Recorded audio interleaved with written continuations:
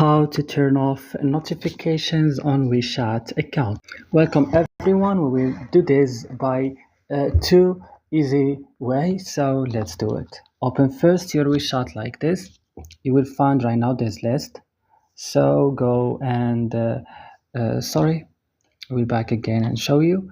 Open your WeChat like this and go to me option.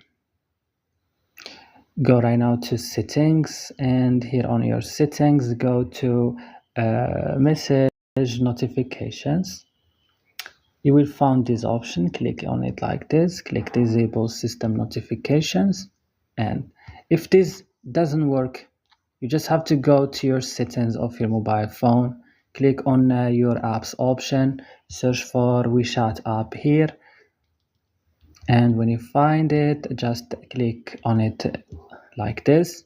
Here, scroll down this list or go just to notifications and disable it like this, and that's it. I hope this video was useful. Don't forget to like and subscribe, and bye.